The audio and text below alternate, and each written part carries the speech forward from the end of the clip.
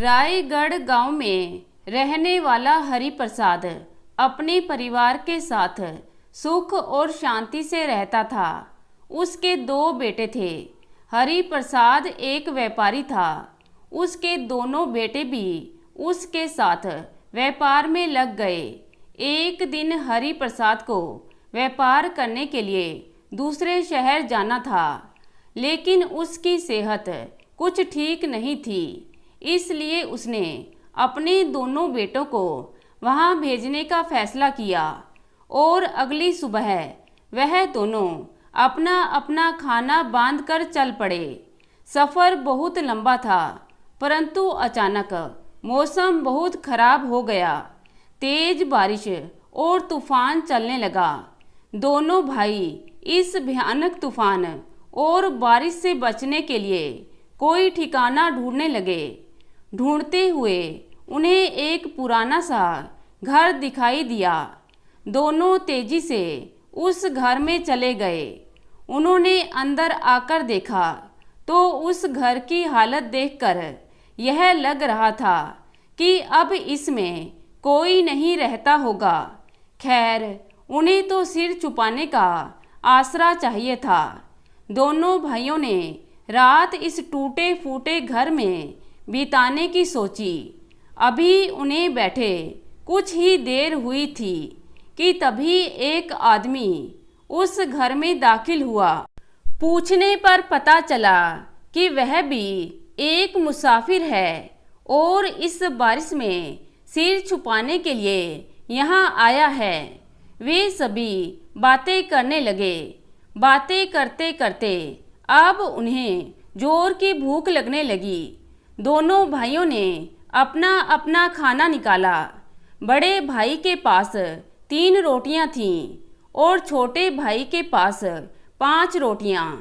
परंतु वह तीसरा व्यक्ति जो आया था उसके पास खाना नहीं था, तो दोनों भाइयों ने उसे भी खाना देने की सोची।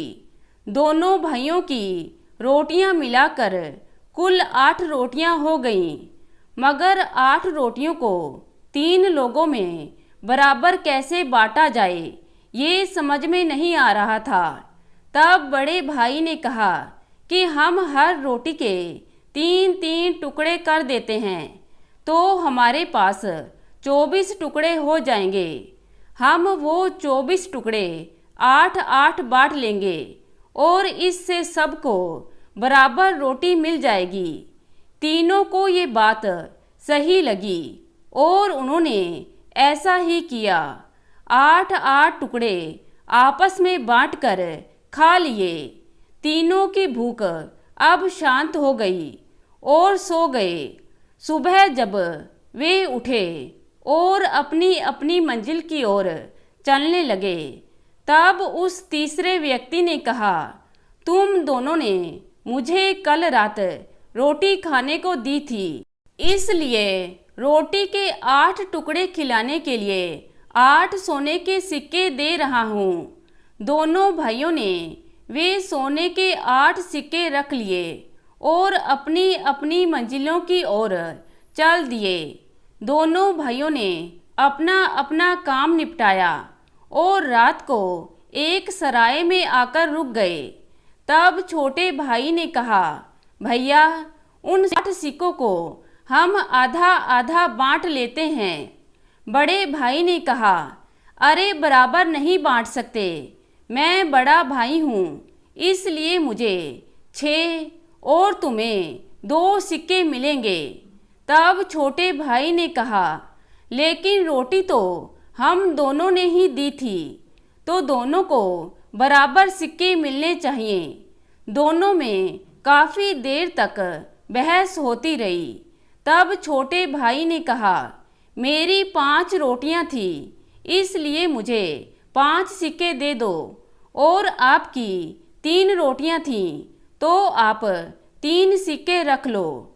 परंतु बड़ा भाई राजी नहीं हुआ। आखिर में ये फैसला हुआ कि घर जाकर पिताजी से फैसला करवाएंगे और वही न्याय करेंगे कि किसका कितना हिस्सा है। अगले दिन वह अपने घर पहुँचे। उन्होंने पिता को सारी बात बताई और कहा कि आप ही बताइए कि किसको कितने सिक्के मिलने चाहिए। तब उनके पिता ने कुछ देर सोचा और कहा कि बड़े भाई को केवल सोने का 1 सिक्का मिलेगा और छोटे भाई को 7 सिक्के मिलेंगे। ये सुनकर बड़े भाई ने पूछा, पिताजी आप ये कैसा न्याय कर रहे हैं? मुझे सिर्फ 1 ही सिक्का क्यों? तब पिता ने समझाते हुए कहा, तुम दोनों के पास कुल 8 रोटियां थी, जिसमें 3 तुम्हारी और 5 तुम्हारे छोटे भाई की थी। तुम्हारी 3 रोटियों के 9 टुकड़े हुए और तुम्हारे भाई की 5 रोटियों के 15 टुकड़े हुए और तीनों ने 8-8 रोटी के टुकड़े बांट लिए। यानी तुम्हारे 9 टुकड़ों में से 8 टुकड़े तुम्हें वापस मिल गए। तुमने सिर्फ 1 रोटी के टुकड़े का ही त्याग किया और तुम्हारे छोटे भाई के 15 टुकड़ों में से उसे केवल 8 ही टुकड़े वापस मिले, जबकि उसने 7 रोटी के टुकड़ों का त्याग किया। इसलिए जिसने रोटी के 7 टुकड़ों का त्याग किया है उसे 7 सिक्के मिलेंगे और जिसने केवल रोटी के 1 टुकड़े का त्याग किया है उसे सिर्फ 1 ही सिक्का मिलेगा। और ये मेरा न्याय बिल्कुल सही है।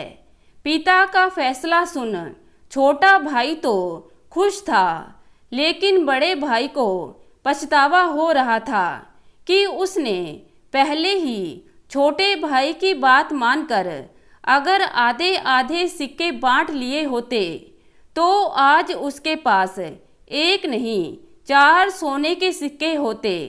लेकिन अब उसे पिता के फैसले को मानना पड़ा और 1 ही सिक्के से संतोष करना पड़ा। तो दोस्तों, कैसी लगी आज की कहानी? उम्मीद करती हूँ कहानी को पसंद करेंगे। धन्यवाद।